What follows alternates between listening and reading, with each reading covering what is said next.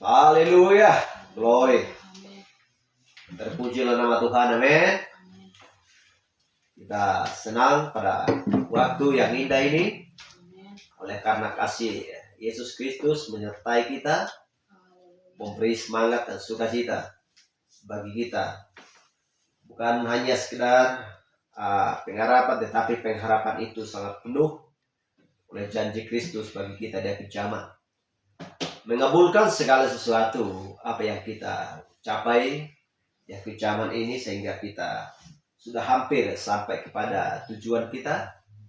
Amin. Karena kita tahu bahwa akan bunyi sangkakala untuk kedatangan Kristus yang kedua kalinya.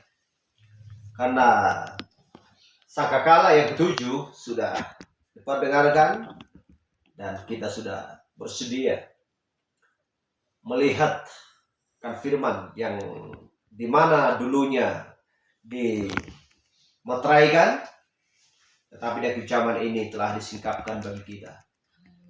Haleluya. Telah dihidangkan bagi kita di hadapan kita, sehingga kita pun mengerti bahwa zaman ini zaman apa yang sedang kita hidupi. Kita melihat jelas karena mata kita bukan lagi mata yang lain selain daripada mata Raja Wali. Semuanya digantikan oleh Yesus Kristus. Sekalipun sebelum kita sampai kepada pesan ini, menerima pesan firman Tuhan pada zaman ini, kita sudah dikeluarkan dari sistem buatan manusia, sistem Mesir, sehingga kita dulunya tidak mengerti apa yang harus kita lakukan, bagaimana caranya untuk supaya bisa menghampiri Yesus Kristus. Karena menghampiri Yesus Kristus bukanlah mudah, karena kita tahu ada sesuatu syarat yang diperbuat oleh Ruth untuk supaya bisa menghampiri Boaz. Amin. Haleluya. Yang pertama, ya, dia keluar dari Moab. Israel keluar dari Mesir. Sehingga ada 3 tahapan yang harus dia lakukan untuk supaya bisa menerima daripada kerajaan dan benar-benar bersama seperti nyanyian kita tadi, bahwa Kristus ada dalam kita dan kita pun ada dalam Kristus. Haleluya. Sebab dia telah berjanji bahwa dia akan datang untuk kembali ke bumi untuk membawa kita, sebab di rumah Bapa banyak tempat tinggal. Haleluya. Itulah sebabnya dia bertabernakel. Allah itu sendiri bertabernakel di dalam tubuh fisik yang sedang mengajarkan firman. Dia adalah anak manusia pada zaman itu, untuk supaya orang-orang mengerti dan mengerjakan semuanya ketujuh zaman gereja setelah dia meninggalkan bumi ini. Jadi dia pada waktu itu adalah seorang utusan. Dia adalah seorang nabi pada waktu itu. Dan barang siapa yang mau menerima dan mendengarkan perkataannya dan mau melakukannya, maka mereka adalah anak-anak Allah yang sudah ditebus, yang sudah disempurnakan. Haleluya. Yang sudah menerima Roh Kudus dari sejak datangnya Roh Kudus di loteng Yerusalem. Itulah tujuan hidup kita, supaya kita bisa menentang hal-hal yang berasal dari dunia ini. Karena kadang kita memikirkan, melihat diri kita, siapakah sebenarnya kita dibandingkan oleh dunia ini? Dunia ini penuh dengan kekayaan, jabatan, dan terkenal ke seluruh dunia, dan dihargai oleh setiap orang. Dia mengambil posisinya di suatu tempat. Tetapi kita ini siapakah sebenarnya? Kita bukanlah seorang kaya, bukan pejabat, bukan orang terkenal. Kita adalah orang yang kecil di dunia ini, yang tidak terhitung jumlahnya, sebagai orang yang memiliki kenamaan di suatu tempat. Tetapi bagi Kristus, kita layak paling berharga. Tidak bisa dibandingkan dengan emas, perak, atau apapun. Karena firman ada dalam kita. Sebab Tuhan berkata, kamu berada sementara waktu di muka bumi. Di bumi ini. Sebagaimana aku sementara waktu ada di bumi. Bukan sementara aku yang menunjukkan diri. Bukan aku hanya sekedar berkhotbah menyembuhkan orang sakit, membangkitkan orang mati. Tetapi tujuan aku adalah untuk supaya memberikan pesan kepada kamu. Karena bagi kamulah janji itu. Dan bagi anak-anakmu. Dan masih banyak orang lain lagi. Sebanyak yang dipanggil oleh Tuhan. Haleluya. Bagi kita lah janji itu. Kristus datang ke sini tujuannya bagi mempelai wanita dan dengan biji mata Tuhan. Itulah tujuannya, tidak ada yang lain. Haleluya. Biarlah orang kaya menikmati kekayaannya. Biarlah seorang pejabat menikmati jabatannya. Dia terkenal di dunia. Tetapi kita terkenal bagi malaikat di surga. Haleluya. Haleluya. Itulah yang perlu kita hidupi. Itulah yang perlu bagi kita sendiri. Tidak ada yang lain. Sebab dunia ini tidak akan berdampak, tidak akan berlaku ini bagi Tuhan. Sebentar lagi dunia ini akan dibakar dan dihanguskan. Tidak ada lagi yang tersisa. Betapa indahnya pun bangunan, betapa indahnya sebuah kota, betapa terkenalnya seorang presiden, seorang pemimpin, semuanya mati. Lenyap, binasa. Sama seperti zamannya Nuh dan juga sama seperti zamannya Lot. Itulah sebabnya kita diberikan Kristus pesan di akhir zaman untuk supaya mengingatkan dan memberitahukan, membuka rahasia-rahasia tersebut untuk supaya kita tahu bahwa zaman apa yang sedang kita hidupi dan siapakah utusan pada zaman Laodikia, gereja yang terakhir ini. Seandainya Kristus memberitakan tentang, mengkhotbahkan tentang zamannya Nuh, maka itu tidak berlaku bagi zaman Kristus. Haleluya. Haleluya. Hal yang sama juga dengan Paulus. Hal yang sama juga ya dengan Nuh. Dan hal yang sama juga di zamannya Lot. Seandainya ya Martin Luther menerangkan bagaimana tentang khotbah yang disampaikan oleh Rasul Paulus pada zamannya. Karena seorang mediator sudah berganti di zaman-zaman gereja. Kalau tidak ada ketujuh malaikat, ketujuh bintang, berarti tujuh zaman gereja tidak akan berlaku. Itulah tujuannya bahwa Kristus ada di tengah-tengah ketujuh kaki dia tersebut. Sehingga ketujuh kaki dia tersebut ada tujuh bintang. Tujuh bintang itu adalah tujuh utusan. Seiring berjalan dari zaman Efesus sampai Laodikia. Jikalau Tiatira menerima pesannya Irenaeus, berarti Tiatira itu tidak akan menerima pesannya Kolumba. Haleluya. Kalau memang Sardis menerima pesannya Irenaeus, maka Martin Luther tidak akan berlaku pada zaman itu. Hal yang sama juga di zaman ini. Kalau kita mendengar dan meneruskan apa yang diajarkan oleh Martin Luther,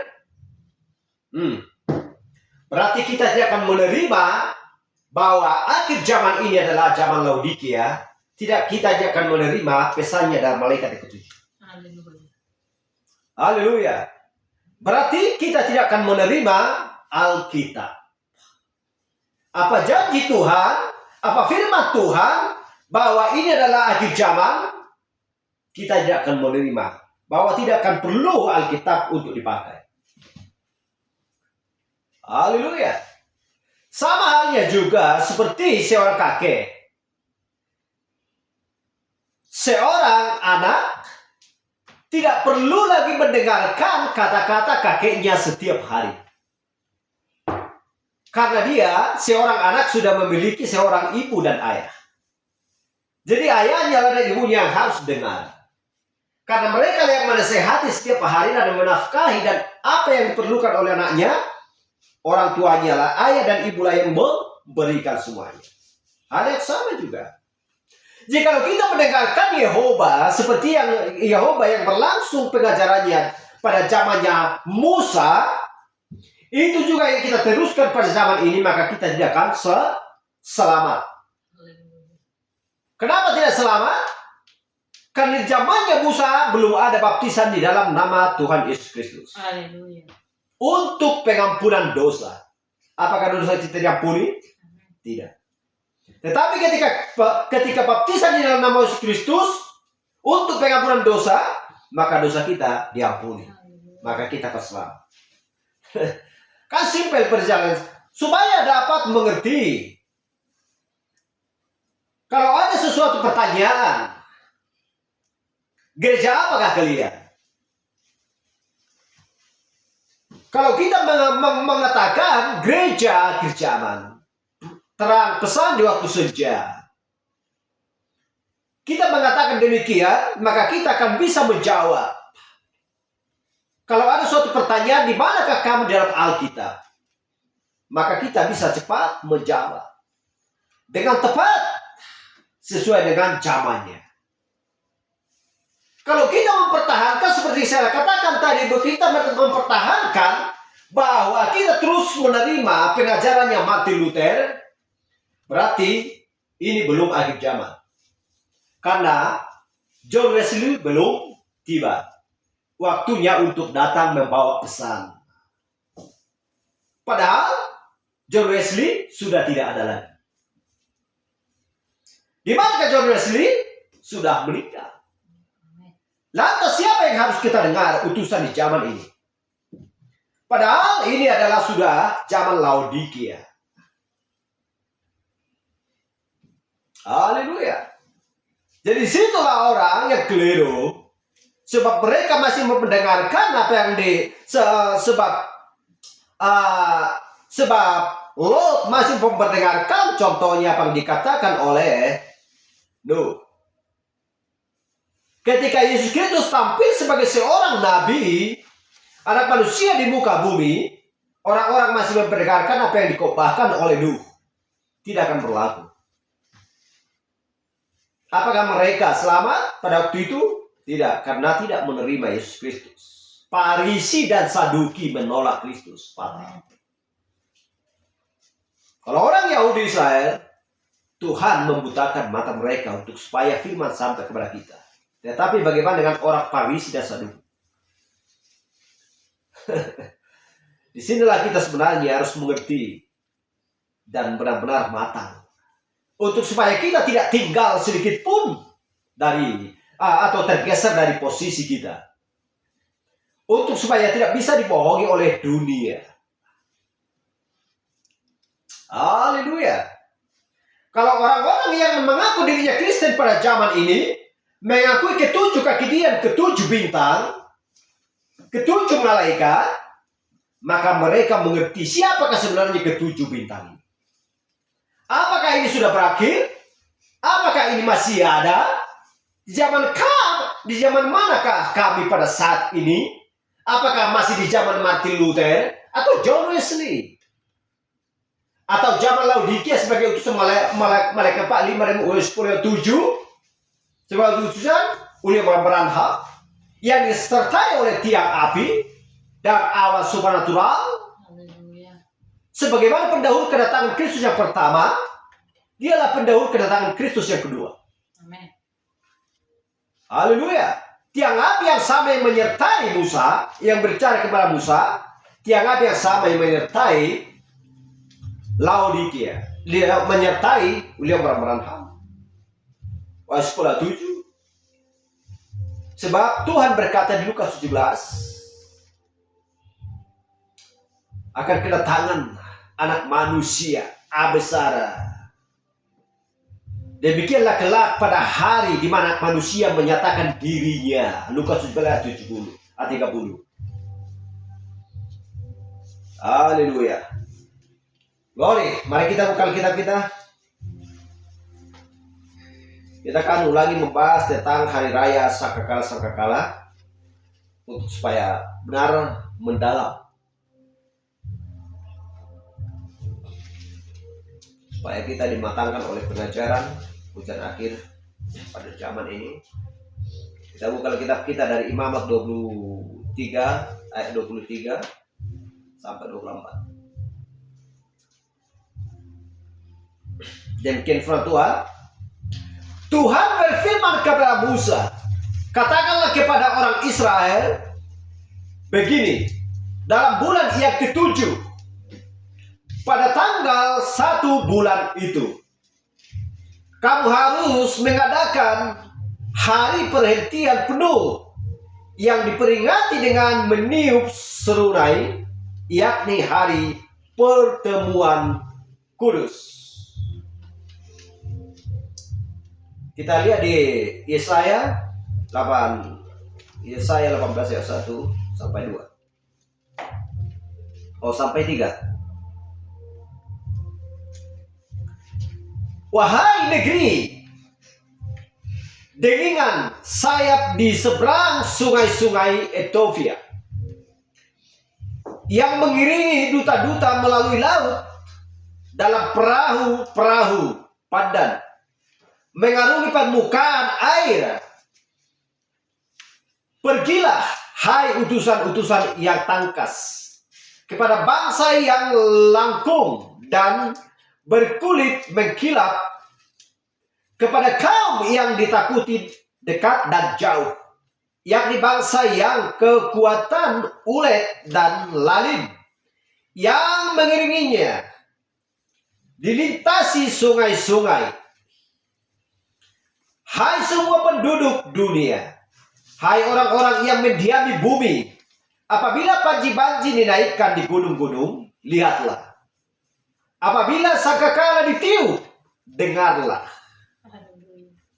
Kita loncat ayat 12. Yesaya 27 ayat 12.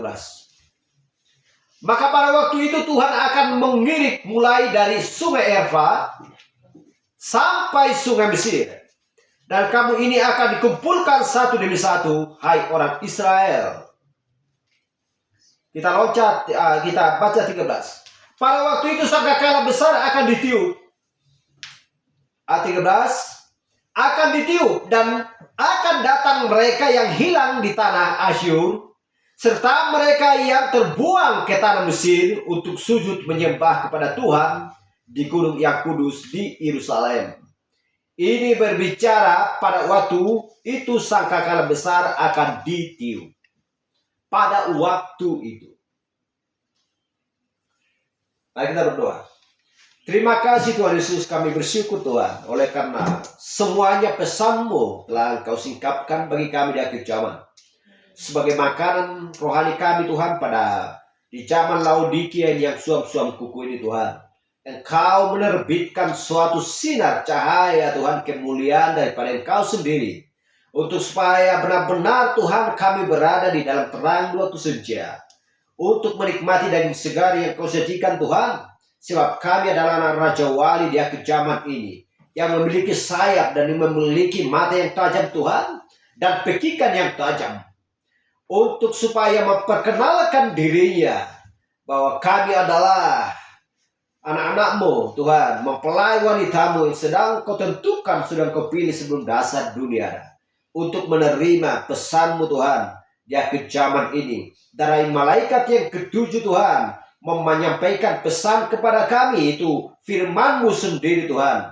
Karena kami tahu bahwa Ibrani 13 ayat 8 bahwa Yesus tetap sama kemarin maupun hari ini dan sampai selama-lamanya. Bahwa kasih-Mu Tuhan yang tidak berubah dan tidak berkesudahan. Engkau menyempurnakan Tuhan segala sesuatu di mana kami memiliki sifat yang salah. Dan Engkau membasuh kami Tuhan lewat darah-Mu yang mahal Tuhan yang tercurah di Kalvari. Dan menyucikan kesalahan dan dosa kami Tuhan. membawa kami, memindahkan kami daripada kegelapan dan dari sistem organisasi, dari sistem misi Tuhan, mengangkat kami, membawa kami ke sesuatu tempat Tuhan, di mana kami sedang berkerumun, di mana Roh-Mu Tuhan mengurapi dan mengajar kami Tuhan, membawa kami, menuntun kami kepada seluruh jalan kebenaran. Terima kasih Yesus. Pada waktu yang indah ini Tuhan, kami melanjutkan membacakan firman-Mu. Kami bukan bersandar Tuhan kepada pengertian diri kami sendiri, melainkan bersandar kepada pengertian Roh Kudus. Terima kasih Tuhan. Urapi setiap telinga dan kepala kami Tuhan, menjadi telinga seorang murid yang baik, yang taat kepada perkataan-Mu. Terima kasih Yesus. Kami berdoa di dalam nama Juru Selamat kami, Tuhan Yesus. Amin. Silakan dulu.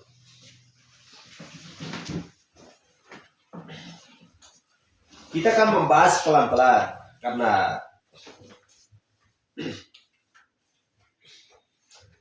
pesan ini bukanlah mudah sebenarnya untuk dipahami, tetapi pesan adalah sederhana. Bagi mempelai wanita, pesan adalah sederhana.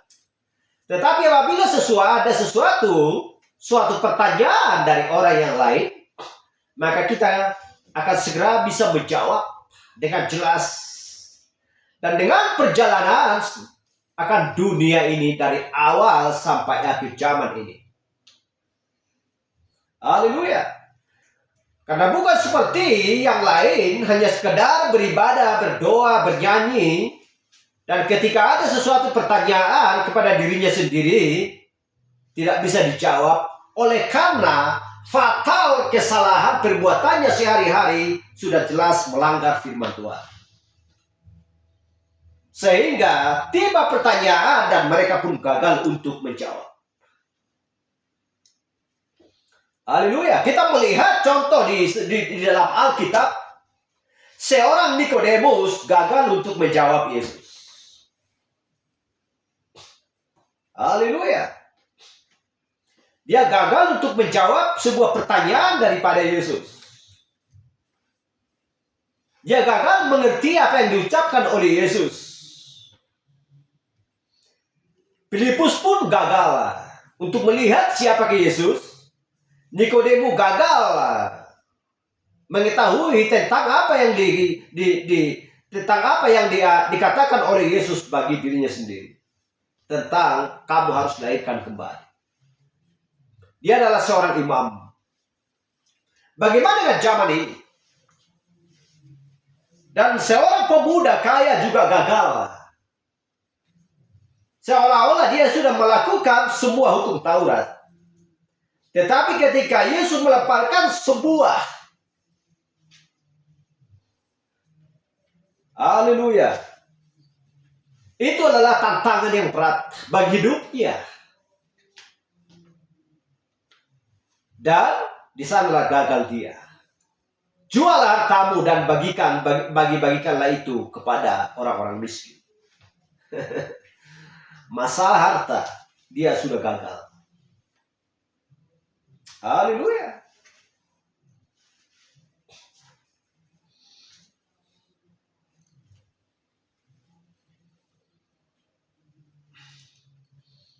Saya ulangi, saya baca sekali lagi. Tuhan berfirman kepada Musa. Allah berfirman kepada Musa. Berarti ini bukan lagi di zamannya Nuh, tetapi sudah di zamannya Musa. Ketika di zamannya Musa, apakah yang dilakukan Musa pada waktu itu? Untuk supaya Musa bisa menuntun, membawa orang Israel keluar dari Mesir. Hanya satu yang diterima oleh Musa, yang pertama.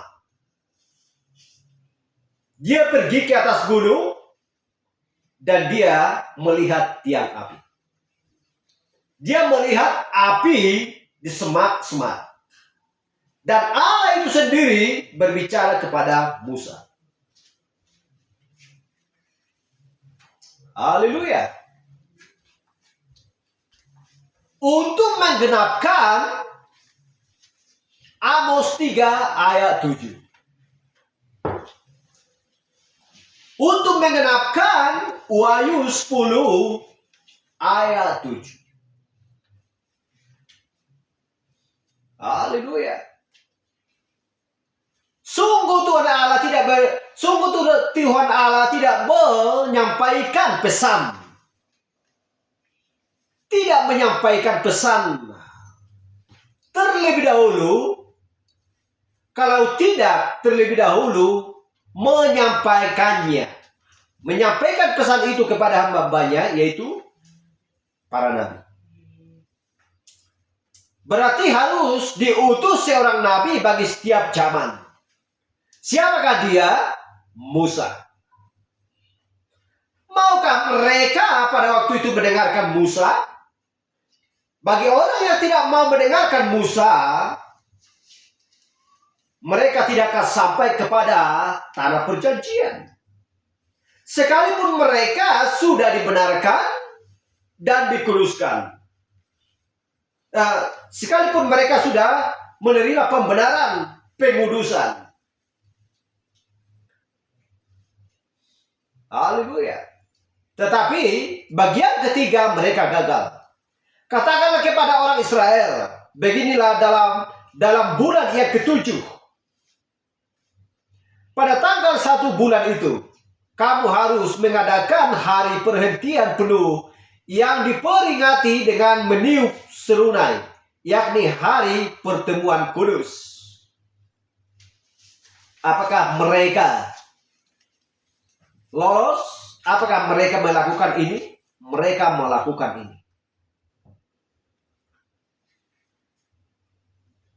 Haleluya. Tetapi ada sebuah pertemuan yang dilakukan oleh orang Israel, yang dikumpulkan oleh Musa. Mereka mentaati dan mereka menerima pengajaran tersebut. Dan tidak ada seorang pun yang bisa membantah dan menunda apabila sudah diperingati dengan meniup serunai. Haleluya. Masalah undang-undang bisa dibuat. Ya, masalah peraturan konstitusi bisa dibuat pada waktu kerajaan itu. Tetapi apabila serunai tidak dibunyikan, maka suatu tanda atau perang atau perkumpulan tidak akan bisa dimulai. Itulah sebabnya dikatakan di Yesaya 18 ayat 1, wahai negeri degingan, sayap di seberang sungai-sungai Ethiopia, yang mengirim duta-duta melalui laut dalam perahu-perahu pandan mengarungi permukaan air. Pergilah, hai utusan-utusan ia tangkas, kepada bangsa yang jangkung dan berkulit mengkilap, kepada kaum yang diakui dekat dan jauh, yakni bangsa yang berkekuatan ulet dan lalim, yang negerinya dilintasi sungai-sungai. Hai semua penduduk dunia, bukan separuh dunia, ya, tetapi penduduk semua dunia. Hai orang yang mendiami bumi, apabila panji-panji dinaikkan di gunung-gunung, lihatlah. Apabila sangkakala ditiup, dengarlah. Siapa yang tidak mau mendengarkan sangkakala? Sangkakala akan ditiup, berarti akan ada suatu. Sebentar lagi akan tiba perang. Sebentar lagi akan tiba masa pengirikan. Antara ilalang dan gandum akan segera dibakar. Kita lihat. Akan terjadi pemisahan antara Israel dengan Mesir. Mesir binasa di tengah laut, Israel sampai ke seberang. Haleluya. Pada waktu itu sangkakala besar akan ditiup, dan akan datang mereka yang hilang di tanah Asyur, serta mereka yang terbuang ke tanah Mesir untuk sujud menyembah kepada Tuhan di gunung yang kudus di Yerusalem. Ini adalah berbicara tentang hari raya sangkakala.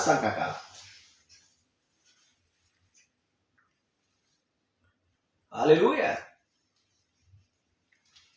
Apakah ada sangkakala di zaman Rasul Paulus? Apakah ada sangkakala di zamannya Irenaeus, Martin, Columba, Martin Luther, John Wesley?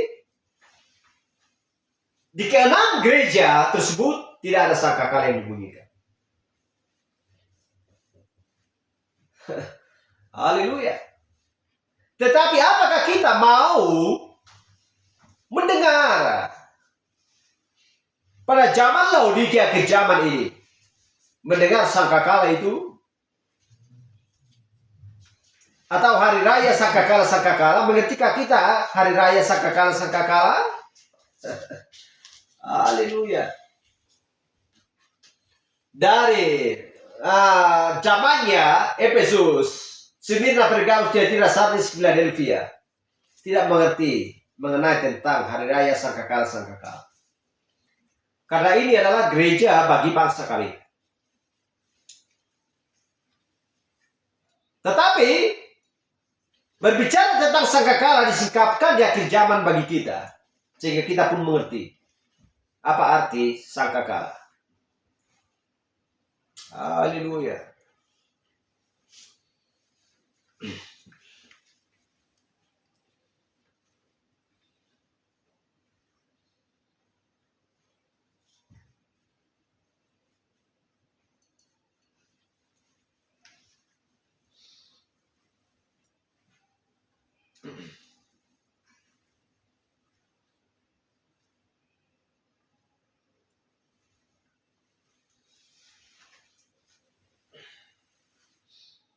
Karena kita tahu bahwa berbicara tentang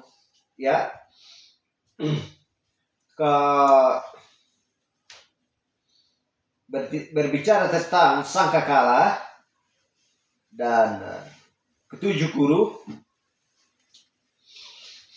kita melihat di kitab-kitab Wahyu,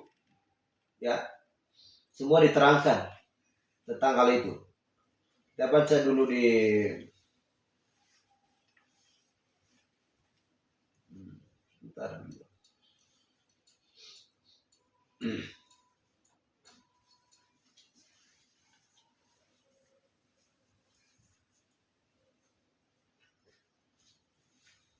Jadi kita tahu bahwa sangkakala adalah suatu pengumpulan Israel, di mana mereka berkumpul bersama-sama hari raya sangkakala. Haleluya.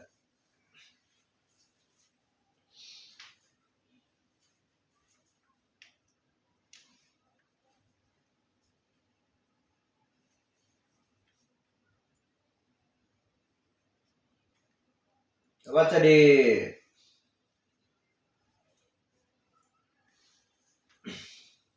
dan kita melihat bagaimana tentang utusan di Amos 3:7. Sungguh Tuhan Allah tidak berbuat sesuatu tanpa menyatakan keputusannya kepada hamba-hambanya para nabi. Dan hal yang sama juga di Wahyu 10:7. Dan Wahyu 10 ayat 4. Coba kita baca. Dan sesudah ketujuh guru itu selesai berbicara. Karena ketujuh guru dengan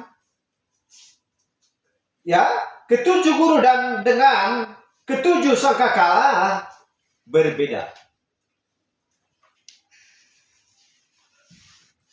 Dan sesudah ketujuh guru itu selesai berbicara, aku mau menuliskannya. Tetapi aku mendengar suatu suara dari surga berkata, meteraikanlah apa yang dikatakan oleh ketujuh guru itu, dan janganlah engkau menuliskannya. Dan janganlah engkau menuliskannya Yohanes.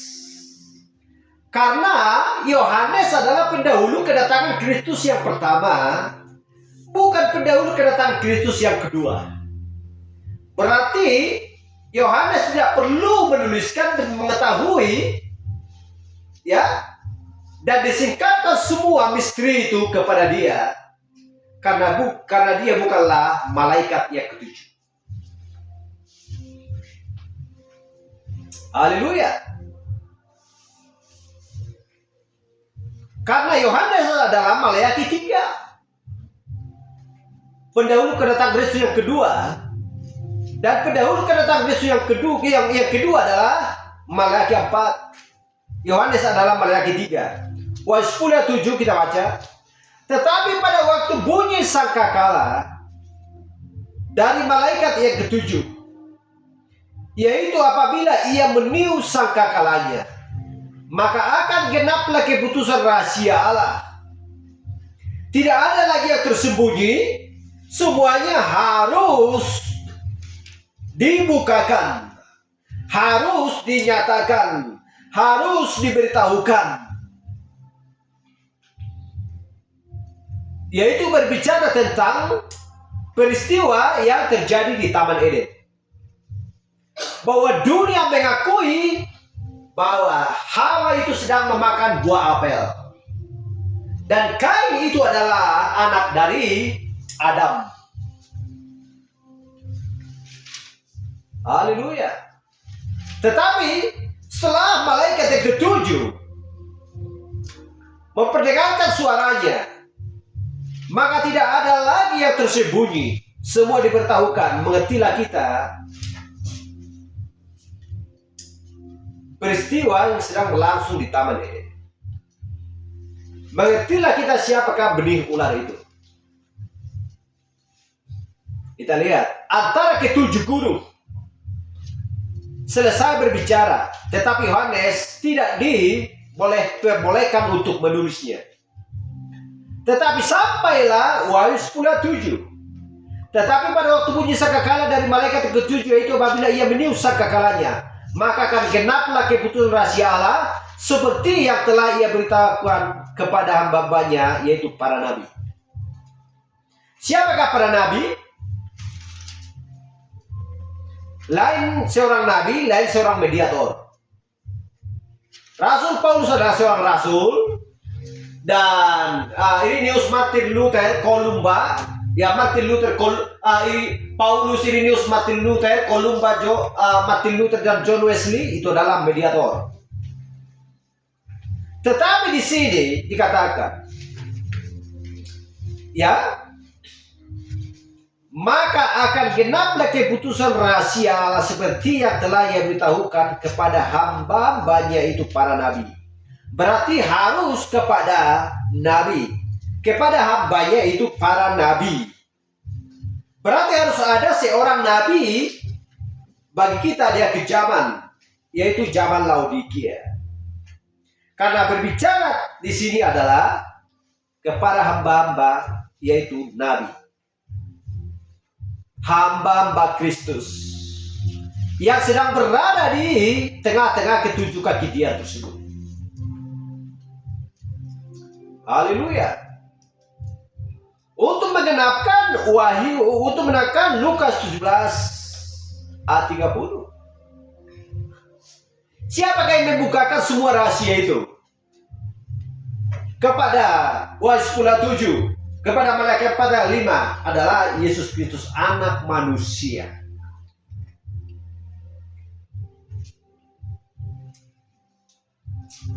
Haleluya. Nanti kita baca Lukas 17.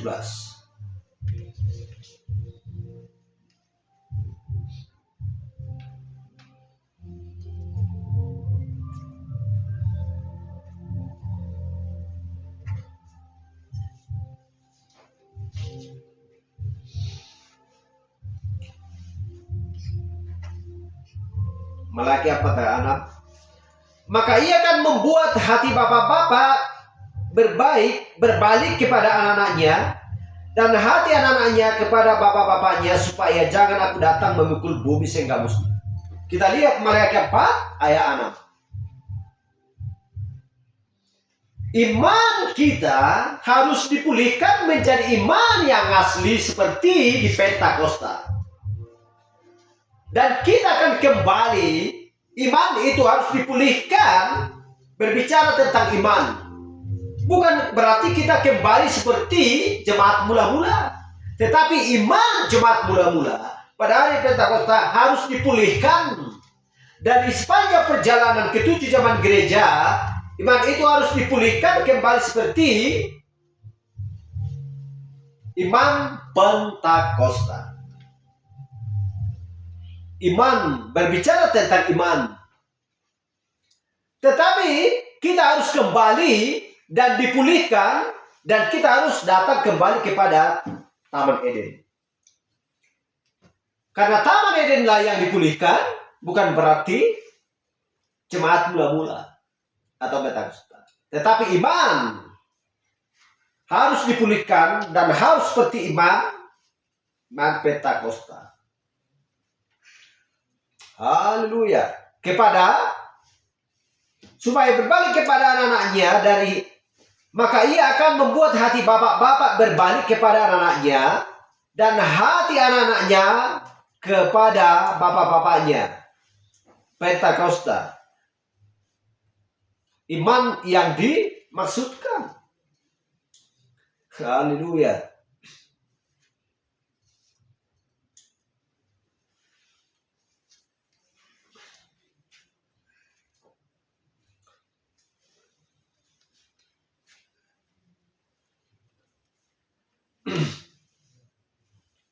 Lihat Maliaki 3:1.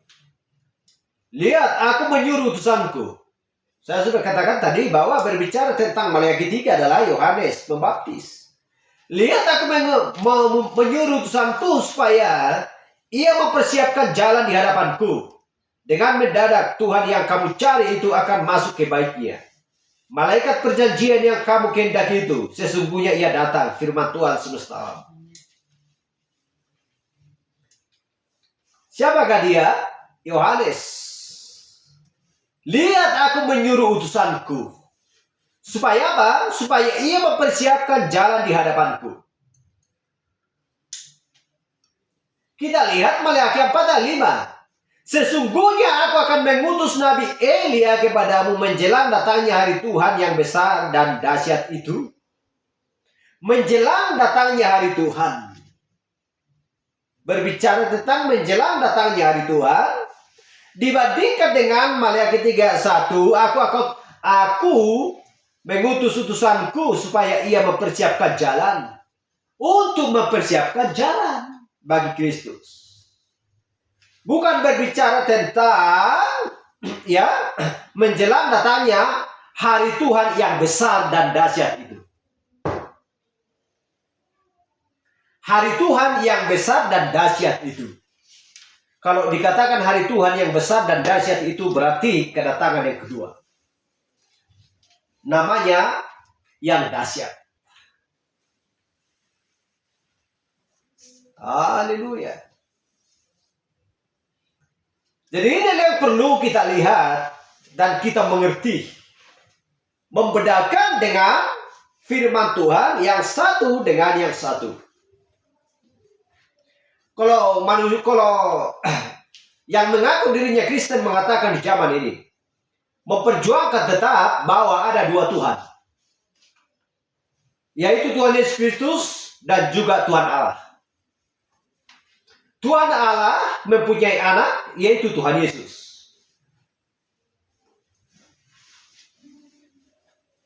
Dan juga ada Roh Kudus.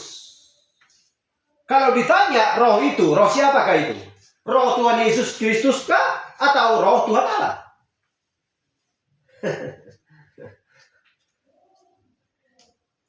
Dia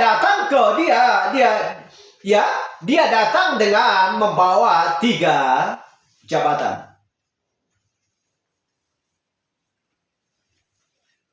Ada 3 nama. Tetapi 3 nama dialah satu, yaitu Tuhan Yesus Kristus. Tuhan Yesus Kristus adalah Tuhan Allah. Tidak ada yang namanya 2 Tuhan. Kalau ada itu 2 Tuhan, lalu manusia itu nanti ditempatkan mau di mana? Di kerajaan Allah kah ada di kerajaan Yesus? Itulah yang membuat dunia sangat bingung.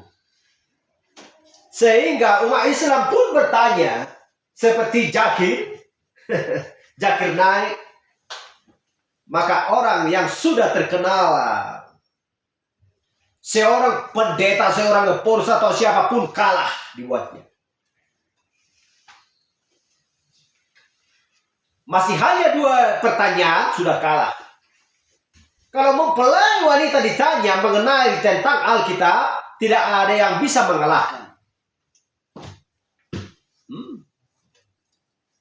Itulah sebabnya hanya sedikit di dunia ini yang namanya kawanan kecil mempelai wanita Kristus.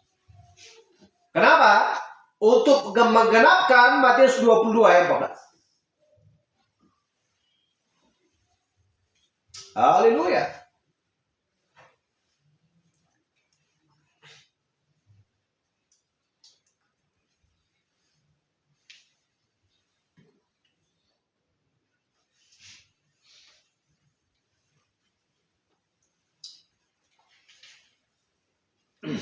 Kita baca lagi nih.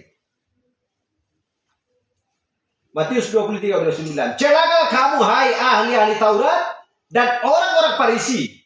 Kenapa mereka celaka? Sebab orang-orang Farisi dan ahli Taurat ini kemanapun mereka pergi, namanya ahli. Berarti kalau dikatakan sudah ahli, berarti mereka paham betul akan hukum Taurat. Itulah sebabnya dikatakan ahli-ahli Taurat dan orang-orang Farisi. Mereka celaka. Hai kamu orang-orang munafik, sebab kamu membangun makam nabi-nabi dan memperindah tugu-tugu orang saleh. Itulah yang mereka tahu. Sebab pengetahuan mereka berasal dari manusia ke manusia. Artinya apa? Mereka memegang hukum Taurat, tetapi tafsirannya, penafsirannya berasal dari dunia. Itulah Yesus mengatakan, celakalah kamu hai orang-orang Farisi dan ahli-ahli Taurat. Kenapa? Pada zaman itu mereka tidak mau mendengarkan apa yang dikatakan oleh Yesus dan mereka gagal mengenal siapakah Yesus Kristus sesungguhnya. Karena Yesus Kristus adalah sebagai anak manusia dan dia adalah seorang utusan, seorang nabi pada zaman itu. Pada zaman Yesus Kristus ada di bumi. Mereka gagal. Yohanes 10 ayat 35. Jikalau mereka kepada siapa firman itu disampaikan, disebut Allah, sedang kitab suci tidak dapat dibatalkan. Siapakah Allah ini? A kecil adalah orang-orang percaya.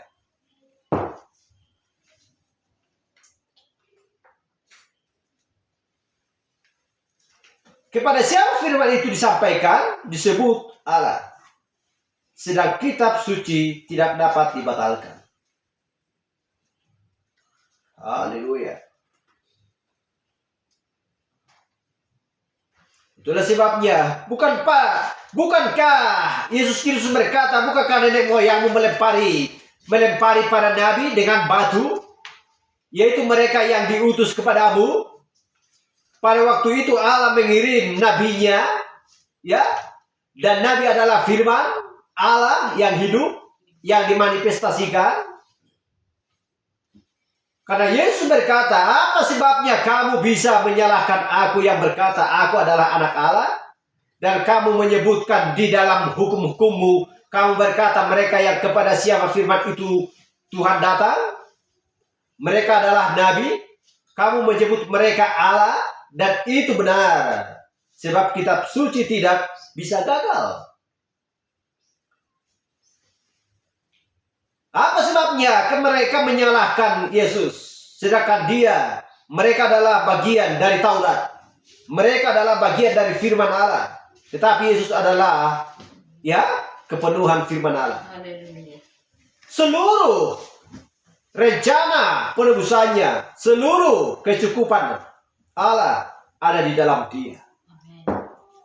Tetapi Farisi dan Saduki, Yesus berkata, celakalah kamu, hai ahli Taurat dan orang Farisi.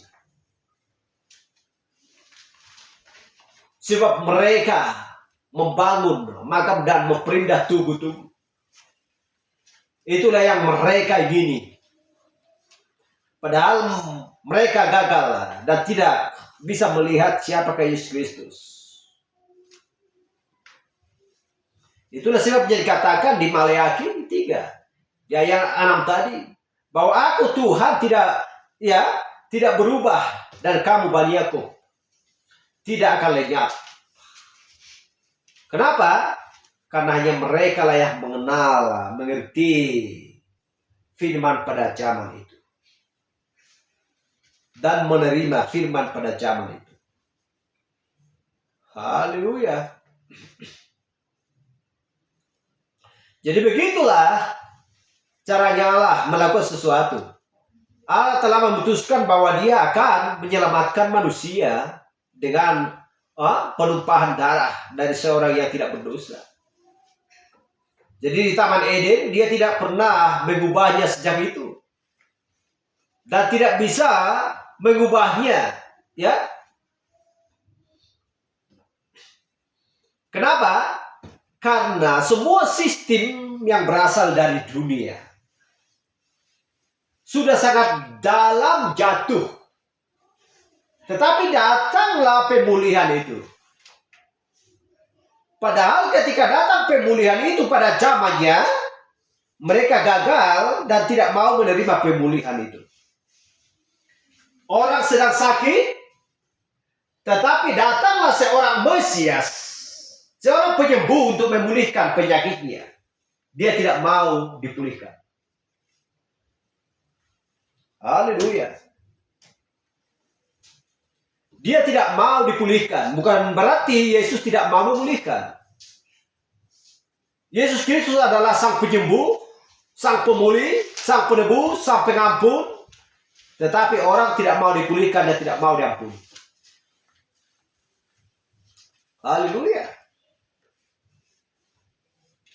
Percuma mereka beribadah kepadaku. Markus 7 ayat 7. Percuma mereka beribadah kepadaku, sedang yang mereka ajarkan ialah perintah manusia. Firmanku perintahku diabaikan demi ada istiadat mereka. Kita bayangkan. Jadi berarti nggak ada kata istilah rajin beribadah. Karena Yesus Kristus katakan percuma mereka beribadah. Kenapa? Karena Farisi dan Saduki bersandar kepada pengertian mereka sendiri. Berarti percuma beribadah. Tidak mau menerima apa yang disampaikan oleh Yesus. Tidak mau mereka menerima apa yang disampaikan oleh Nuh.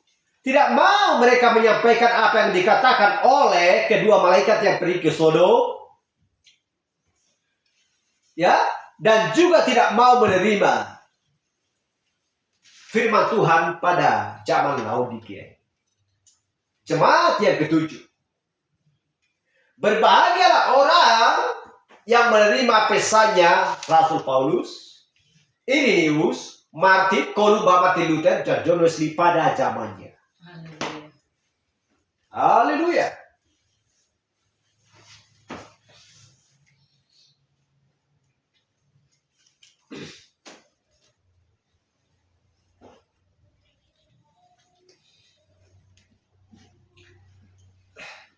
Yohanes 15 ayat 13. Tetapi apabila ia datang, yaitu roh kebenaran, yang akan memimpin kamu ke dalam seluruh kebenaran.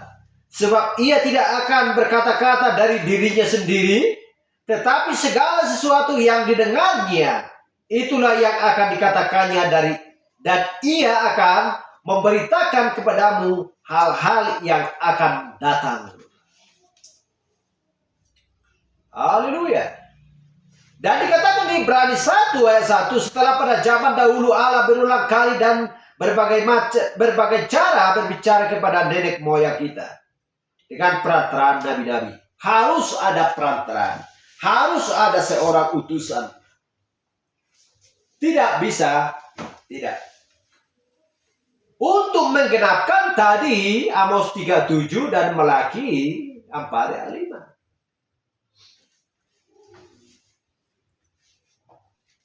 Haleluya. Ayat 2. Maka pada zaman akhir ini ia telah berbicara kepada kita dengan perantaraan anaknya yang telah ia tetapkan sebagai yang berhak menerima segala yang ada. Oleh dia Allah telah menjadikan alam semesta.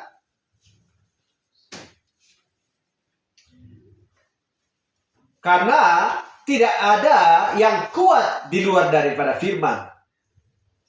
Tidak ada yang bisa mengubahkan hati dan pikiran mereka manusia selain daripada firman. Ibrani 4:12. Apa yang dikatakan di Ibrani 4:12? Sebab firman Allah hidup dan kuat dan lebih tajam dari pedang permata, ya, daripada pedang permata dua manapun. Ia menusuk amat dalam sampai memisahkan jiwa dan roh. Siapa yang sanggup memisahkan antara jiwa dan roh? Tidak ada seorang pun. Sendi-sendi dan sumsum tidak ada seorang pun. Ia sanggup membedakan pertimbangan dan pikiran dan hati kita. Siapa mampu? Tidak ada seorang pun. Itulah sebabnya mengingatkan betul pada zaman Laodikia ini. Siapakah yang sesungguhnya utusan di zaman ini? Haleluya. Yang sanggup mempertimbangkan dan pikiran hati kita. Hati manusia. Gak ada seorang pun selain daripada utusan. Haleluya. Kenapa dikatakan seorang utusan? Bukan berarti mereka ya menafsir atau bersandar kepada pengertian diri mereka sendiri selain daripada roh. Haleluya. Yaitu Yohanes 16 ayat 13 tadi. Rohlah yang memimpin kamu kepada seluruh jalan kebenaran. Kalau sudah roh berbicara, roh yang datang kepada seorang utusan, kepada domba-domba, ya, mempelai wanita dari zaman, tidak akan bisa sesat sedikit pun. Itulah sebabnya kita harus perlu memahami di manakah sebenarnya zaman Laodikia dalam Alkitab. Siapakah utusan di zaman Laodikia sesungguhnya? Firman apakah yang sedang dia bawakan bagi gereja yang ketujuh untuk diperdengarkan, untuk disampaikan? Kita melihat Yohanes Pembaptis tidak pernah menerangkan tentang ketujuh meterai. Gak ada teringatkan itu. Yang diketahui oleh Yohanes,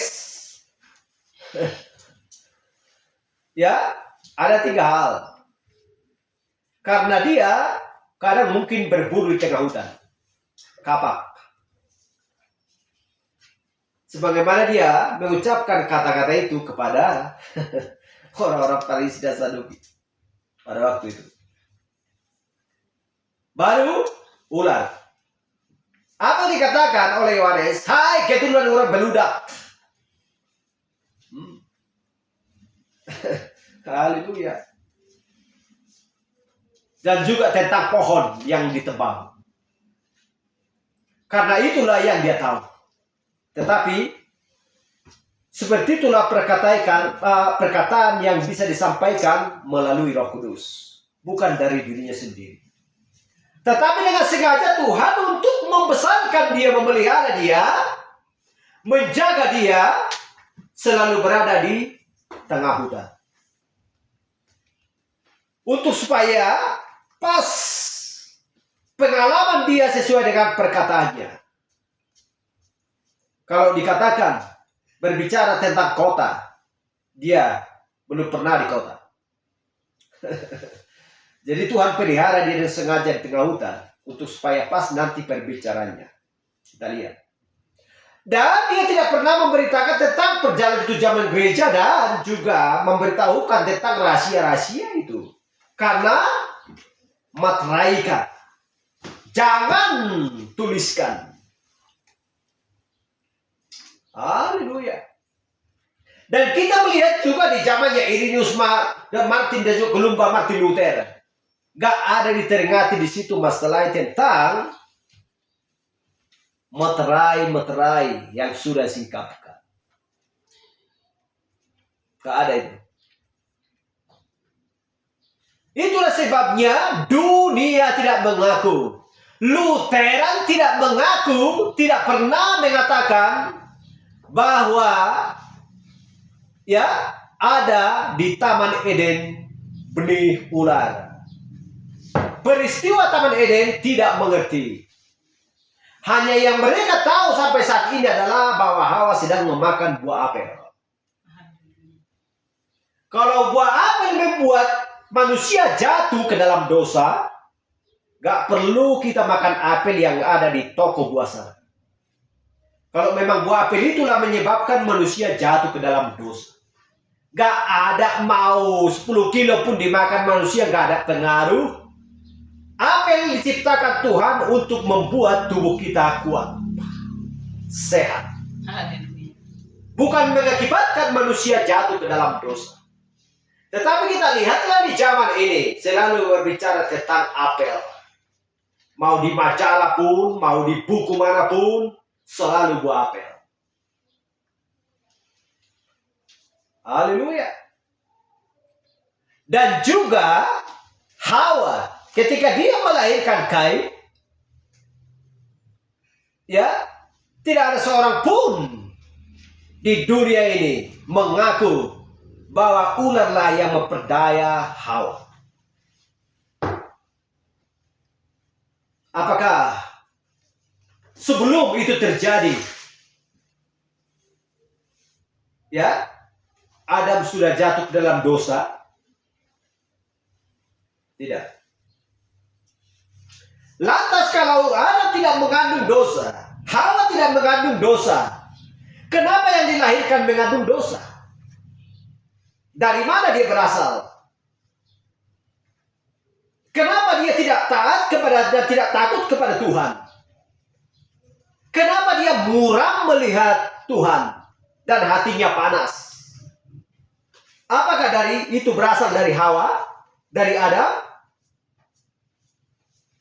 Kenapa yang satu lagi taat kepada Tuhan dan mau melakukan apa yang dikatakan oleh Tuhan kepadanya, yaitu Habel? Dunia tidak mengaku. Dunia mengatakan bahwa Kain adalah asli dari keturunan Adam. Tapi lapisan dia kejaman dari kitab Kejadian sampai Wahyu, tidak ada tertulis di sini bahwa Kain adalah anak daripada Adam. Daftar keturunan sisilah dari Adam bisa dicek dari kitab Kejadian sampai Wahyu, gak tercatat di sana Kain. Yang melakukan kejahatan, yang tidak mau mempersembahkan sesuai dengan kesukaan Tuhan, yang tidak mau menerima apa yang dikatakan oleh Tuhan, bahkan hatinya berbalik, mau menyerang Allah, si Sang Pencipta langit dan bumi dan segala isinya. Haleluya. Kita lihat. Dan kita melihat garis dari keturunan Kain ini. Seperti itulah yang berlangsung sampai di zaman ini. Itulah sebabnya Tuhan berkata, sama seperti zamannya dulu. Sama seperti zamannya dulu. Haleluya. Karena mereka tidak mengenal akan firman pada zamannya. Sehingga mereka pun gagal untuk melihat kedua malaikat yang datang ke Sodom. Tetapi kita lihat bagaimana dengan matanya Lot, saudaranya Abraham. Gagal nggak dia melihat? Gagal nggak menerima perkataan malaikat itu? Dia tidak gagal. Dia dia cepat-cepat keluar dan berlari ke atas gunung. Siapa yang memerintahkan? Malaikat tersebut. Itulah membuat Lot selamat. Haleluya. Lot ada di tengah-tengah Sodom. Dia adalah seorang wali kota yang terkenal, yang ditakuti. Tetapi kita lihat, dia mau menerima pesan pada zaman itu. Dia selamat. Haleluya. Gak peduli mau di gereja manapun, mau di manapun. Kalau ketika suara itu datang, sudah memperdengarkan suaranya, ketujuh malaikat itu sudah memperdengarkan suaranya, dan membawa pesan kepada umat manusia di zaman ini, tidak masalah. Silahkan aja keluar dan masuk ke situ seperti Lot, pasti selamat. Tetapi orang-orang yang sedang bertahan, binasa. Haleluya. Glory. Dari kedua hal itu sudah gagal. Dan tidak mengerti dan tidak mengenal siapakah Kain. Dan buah apa ya yang sedang dimakan oleh Hawa. Gagal. Yang mengaku dirinya Kristen. Tidak mengerti dan tidak memahami akan Alkitab. Apalagi berbicara tentang materai, berbicara tentang perjalanan ketujuh zaman gereja. Itulah sebabnya sekarang sampai zaman ini masih banyak yang membuat merek gereja Tiatira, gereja Sardis. Gereja Sardis, gereja Tiatira. Gereja Sardis, Martin Luther sudah tidak ada lagi. Haleluya. Kalau Martin Luther masih ada zaman ini, pasti kita di depan. Kalau Martin Luther masih hidup sampai saat ini, dan kita masih berada di zamannya Sardis, pasti kita di depan. Haleluya. Haleluya. Tetapi setelah itu, tampillah John Wesley, yaitu di zamannya gereja Philadelphia. Berputar seperti roda. Kalau manusia tidak mau menerima bahwa bumi ini berputar, berarti tidak bisa lagi menyebutkan siapa dirinya dan tidak mengenal. Padahal dia mau menduduki mobil, mau menduduki pesawat. Mengaku bahwa zaman ini adalah sudah zaman jet, tetapi tidak mengaku bahwa zaman ini adalah zaman Laodikia. Bertentangan? Enggak, bertentangan. Fatal. Haleluya. Manusia mengaku bahwa zaman ini adalah zaman digitalisasi. Tetapi tentang hidupnya, masalah jiwanya gagal untuk melihat. Kenapa? Karena dia tidak mau mendengar apa kata malaikat. Sama seperti zamannya Lot. Kembali lagi. Tidak mau mendengarkan malaikat yang kedua orang itu masuk ke dalam Sodom. Karena malaikat itu 3 pada waktu itu. Haleluya. 1 sedang bercakap-cakap dengan Abraham. 2 orang pergi ke Sodom. Yang bercakap-cakap dengan Abraham adalah Elohim sendiri. Haleluya. Kalau memang kita mengikuti akan perjalanan itu dari perjanjian lama sampai perjanjian baru, sudah jelas 100% tanpa koma kita mengerti dan menerima. Oh, ini rupanya sudah ke zaman, tepat zamannya Laodikia. Kenapa? Karena malaikat yang ketujuh sudah tampil di bumi, membawakan pesan disertai dengan tiang api dan awan supranatural. Karena dari sejak lahirnya pun tiang api sudah menyertai nabi tersebut. Sampai pada hari pembaptisan pun dia sudah menyertai. Ya. Dan juga tiang awan supranatural. Ketika dia membaptis. Haleluya. Saya sudah terang. Nah, saya terangkan. Itu Maleakhi 4 ayat 1 dan juga Maleakhi 4 ayat 5 sudah kita baca tadi. Haleluya.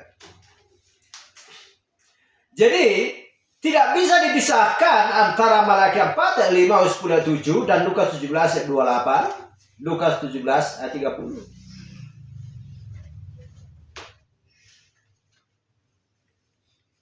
Lantas bagi siapakah Maleakhi 4 ayat 5 ini? Sesungguhnya aku akan mengutus Nabi Elia kepadamu menjelang datangnya hari Tuhan yang besar dan dahsyat itu. Dan Lukas 17 ayat 28 dikatakan demikian juga seperti yang terjadi pada zamannya Lot. Mereka makan dan minum, mereka membeli dan menjual, mereka menanam dan membangun. Haleluya. Dan dikatakan dia juga 30, demikianlah hanya kelak pada hari di mana anak manusia menyatakan dirinya Abesara.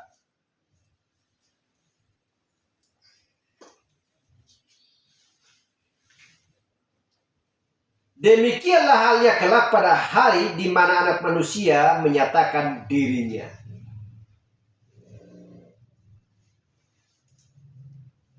Abesara, menyatakan dirinya. Apakah anak manusia itu sedang tampil? Apakah dia menyampaikan pesannya kepada malaikat yang ketujuh tersebut? Ya. Haleluya. Ketika tahun 1963 tiang api itu turun, berbicara kepada seorang nabi, di sanalah diberitahukan semua tentang meterai dan ketujuh zaman ketujuh. Semua rahasia-rahasia telah disikapkan bagi dia. Haleluya.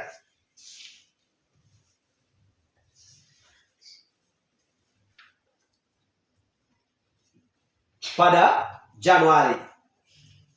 Dan awal supranatural Februari sedang dia membaptis di sungai. Sungai apa? Sungai Oyo.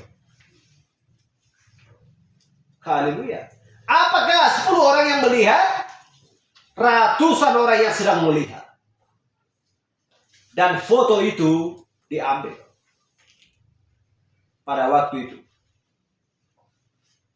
Dan semua dunia melihat. Karena foto itu dikorankan. Semua ahli mengatakan bahwa dia sedang menampakkan dirinya, Mesias. Tiang api yang membawa Israel, yang menunjukkan dirinya kepada Musa. Tiang api yang besar, yang menampakkan dirinya kepada utusan itu. Haleluya. Berarti 100% tanpa koma ini adalah zaman Laodikia. Jemaat yang ketujuh. Yang mampu membaca, mengetahui isi hati orang, yang mampu membangkitkan orang mati, menyembuhkan orang sakit, semua bisa dilakukan. Yohanes 12:14. Sesungguhnya aku berkata kepadamu, barang siapa percaya kepadaku, ia akan melakukan pekerjaan-pekerjaan yang aku lakukan, bahkan pekerjaan-pekerjaan yang lebih besar daripada itu, sebab aku pergi kepada Bapa. Siapakah yang sanggup mengerjakan pekerjaan yang lebih besar yang sedang dikerjakan oleh Yesus? Dari perjalanan ke-7 zaman gereja, hanya Malaki 4 ayat 5, 10 ayat 7, utusan bagi zaman Laodikia. Haleluya. Kenapa dikatakan seperti itu? Irenaeus Martin Luther, cek di sejarah. Irenaeus Martin Luther Columba, Martin Luther John Wesley tidak mengerti akan meteran. Perjalanan ke-7 gereja. Dari mana kita tahu? Dari daftar pewarisnya atau keturunannya. Siapa rupanya keturunannya? Kita cek. Pernahkah kita mendengarkan di gereja-gereja yang lain berbicara tentang materai? Gak pernah diteringatkan. Ke-7 zaman gereja, gak pernah itu dibahas. Kita lihat. Apalagi peristiwa yang terjadi di Taman Eden.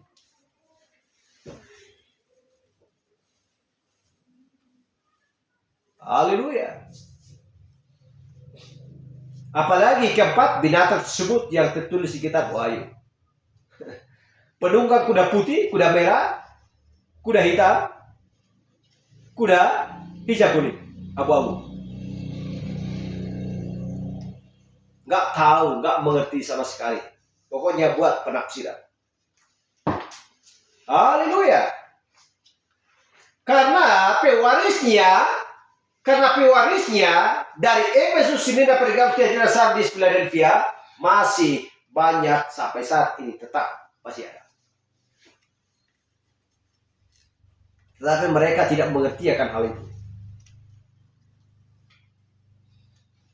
Kita baca sedikit untuk mengakhiri pada kita. Yohanes 5:36. Tetapi aku mempunyai suatu kesaksian yang lebih penting daripada kesaksian Yohanes, yaitu segala pekerjaan yang diserahkan Bapa kepadaku, supaya aku melaksanakan pekerjaan itu juga yang aku kerjakan sekarang, dan itu yang memberi kesaksian tentang aku, bahwa Bapa yang mengutus aku. Kita lihat ini. Sudah saya katakan tadi bahwa dia adalah seorang utusan, seorang nabi pada zaman itu. Anak manusia.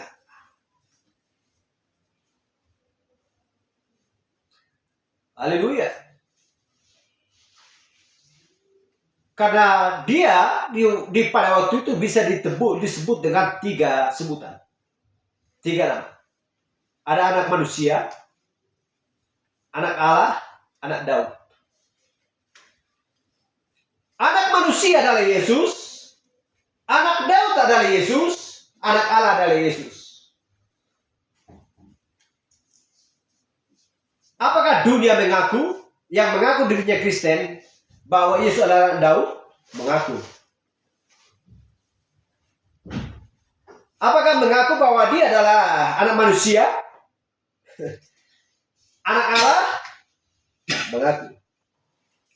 Tetapi tidak mengaku bahwa dia adalah Allah. Tetapi mengaku bahwa dia adalah Tuhan Yesus. Kita lihat.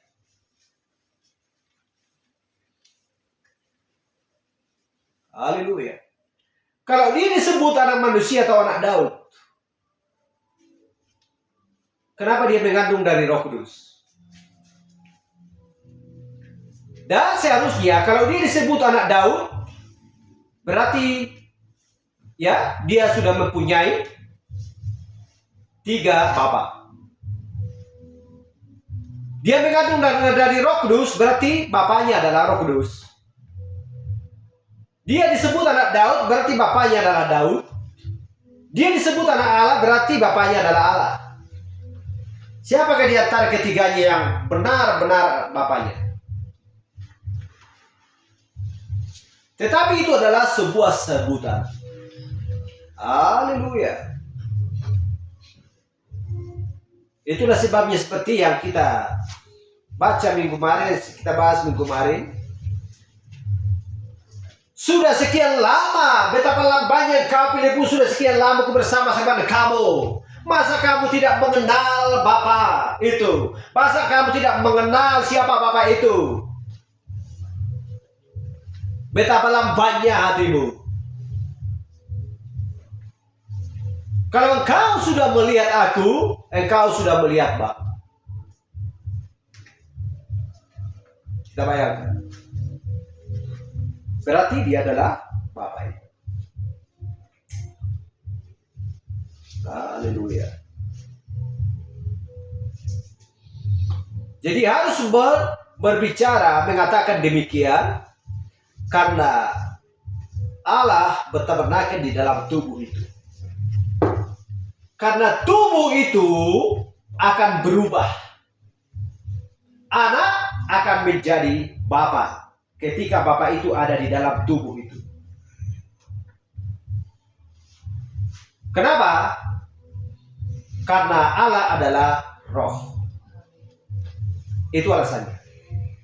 Roh itu, firman itu adalah Allah, firman itu menjadi daging, tujuannya untuk supaya bisa mengampuni dosa manusia dengan disalibkan dengan berlumuran darah.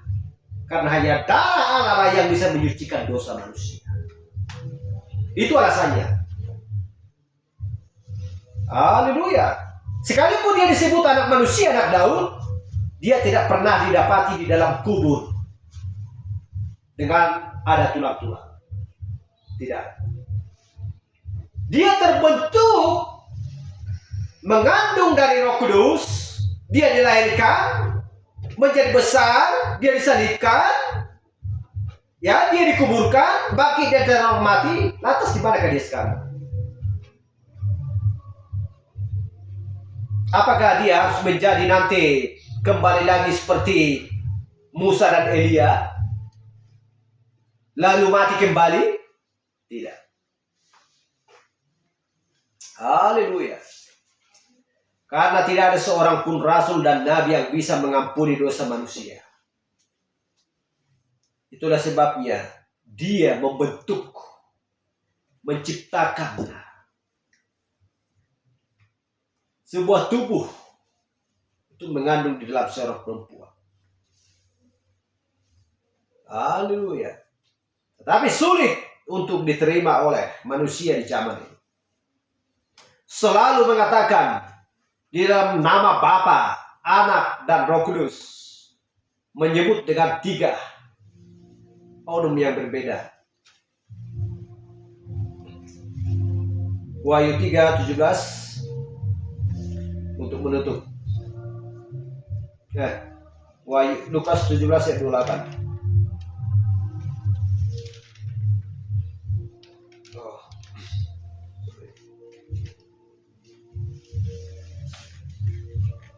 Kejadian 18 ayat 1.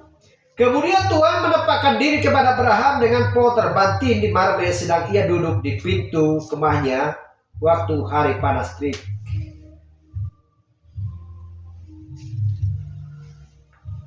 Kenapa dia menampakkan diri kepada Abraham? Istri Abraham adalah pelambang mempelai wanita.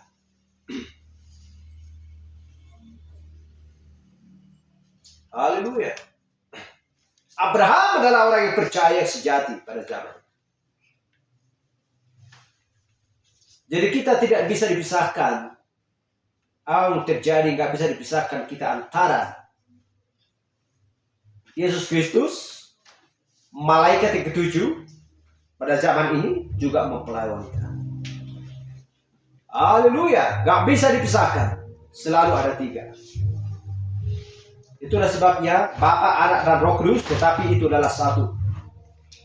Kita adalah firman yang menjadi daging pada zaman ini. Tiba saatnya Kristus datang kedua kalinya ke muka bumi, kita akan kembali menjadi firman. Karena firmanlah yang tidak berkesudahan. Karena firmanlah yang tidak berkesudahan, Yesus Kristuslah yang tidak berkesudahan, sebab kita adalah tubuhnya. Dia adalah kepala kita. Haleluya. Terpuji nama Tuhan. Sampai di sini pembahasan kita. Tuhan memberkati kita, memberikan ya lebih lagi pengetahuan akan firman bagi kita. Kita akan percaya bahwa Roh Kudus selalu mengarahkan kita, membawa kita kepada rumput yang hijau dan kepada seluruh jalan kebenaran. Mari kita berdiri untuk menutup ibadah kita. Kita pujian. Bapa, terima kasih.